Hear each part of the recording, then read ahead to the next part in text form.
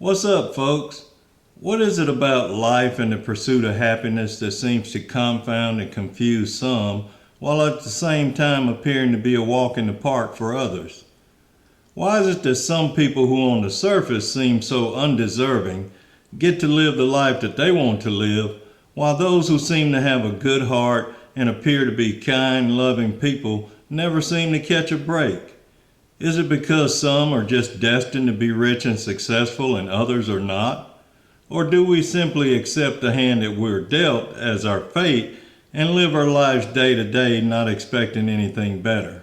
What if I told you that you can trade in that poor hand that you were dealt for a new set of cards that will give you a better opportunity to win at this game called life?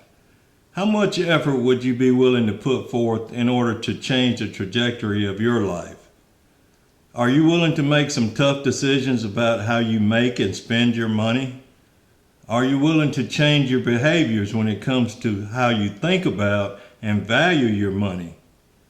Are you willing to liberate yourself from the things and people who may be holding you back? You see, I don't believe that the hand that you are dealt is the one that you have to play over and over for the rest of your life.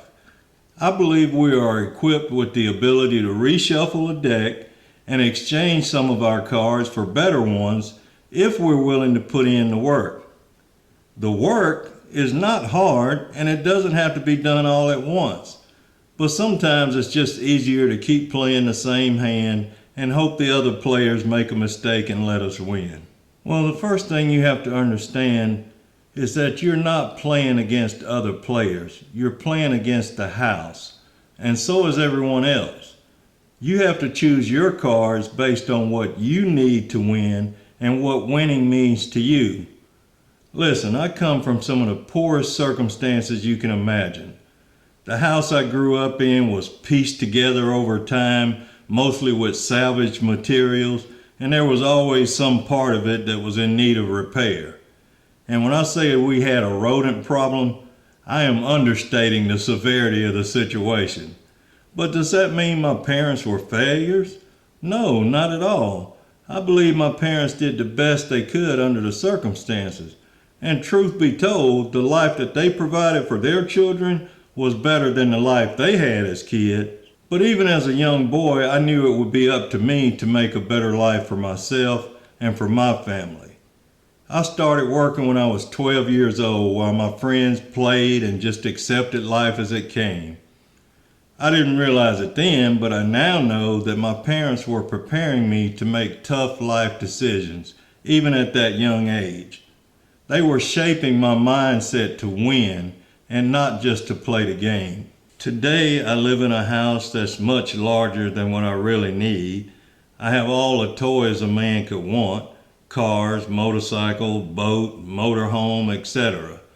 I can travel to any place that I want, any time that I want, or at least I could until COVID-19 came along. So how do you change the hand that you were dealt? Well, you first have to believe that you're capable of changing things. You have to understand that for every situation you will face, you will have choices. And every choice that we make has a different set of consequences. We have to think about the consequences before we make our decisions. Don't just do what is easiest at the moment, but think about what will give you the best chance at the desired outcome. Would it be better to take that stimulus check, tax refund, or bonus from work and spend it having fun? Or would it be better to use it to pay down debt, start an emergency fund, or invest for your retirement? Choices and consequences.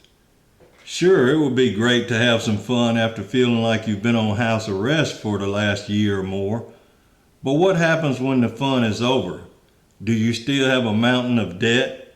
Is your credit score still in the toilet? Did you forget you still need brakes and tires for your car? Do you still not have a retirement plan? Be willing to be different. Just because you see other people doing certain things with their money doesn't mean that that's what you should be doing. While my 12-year-old friends were playing games and having fun, I was sweating my butt off pushing a lawnmower. And later, when I was in high school and my friends were hanging out doing typical teenage stuff, I was digging footings with a shovel on construction sites because I had a job working with a cement finisher. Most of the money went to help support our family, but I was allowed to keep some for myself, and it had more value to me because I had earned it. When we become adults, our financial mindset gets influenced and shaped by other things. We have children of our own, or a significant other, or sometimes it's friends and relatives that keep us from our pursuit of happiness and financial freedom. We all want to see our children do better than we did. We want to shield them from the struggles that we've endured, but sometimes our efforts to help them only serve to drag us down further.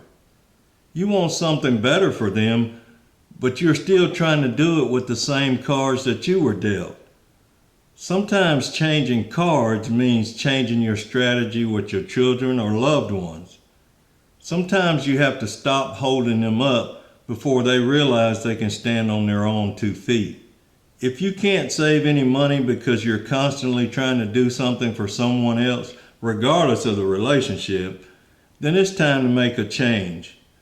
Don't get me wrong, I'm not saying that you shouldn't help others if you can, but if what you are doing is hurting you more than it's helping them, you need to reevaluate your choices. If no one else is holding you back or interfering with your financial plans, then you are the reason you're still holding the same cards and hoping for a better outcome. You have to make a decision to do something different. When I was younger and raising a family, I had a decent job, which I had gotten because I made a decision to join the military after high school in order to learn a trade. But I still did other things to supplement my income. I roofed houses, I did small engine repair, and I also helped other people build or renovate houses. And I did so mostly to learn new skills that I could use to help me save money on similar projects that I would need to do for myself later. I exchanged some of the equity in my home for a stake in rental property. I was always changing the cards that I was holding. When it came to my career, I was never satisfied with just having a job. I always wanted to be the best at whatever I did because I took pride in my work, and I also knew that being the best I could be would also open doors for other career opportunities. I started my career at the very bottom and finished my career at the top of my field.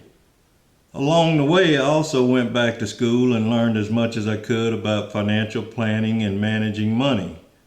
I exchanged some of my time for a broader education. This helped with both my career and my personal financial goals. In the end, I was able to retire early and start my own business as a personal financial advisor. I exchanged my job for something that I loved doing. Now, by my standards, I ended up with a winning hand. So my question to you is, what is stopping you from winning?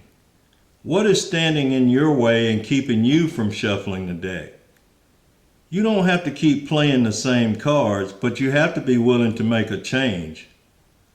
What is it that you're good at that you can use to supplement your income, or perhaps create a whole new career or business opportunity? Who are the people that are holding you back or keeping you from getting a better hand? Start changing your hand one card at a time. Exchange that credit card debt for a credit limit that you can leverage and manage to your benefit rather than your detriment. Replace that stress and anxiety that comes with an unplanned expense with the security and peace of mind that comes with having an emergency fund. Pair up your Social Security with a retirement plan of your own. It makes for a much stronger hand. And reevaluate what you're doing for others and decide if it's making your hand weaker or stronger. You can't always change the behaviors of others, but you can change your own behaviors. And like I always say, change your behaviors and you can change your life. So until next time, behave well.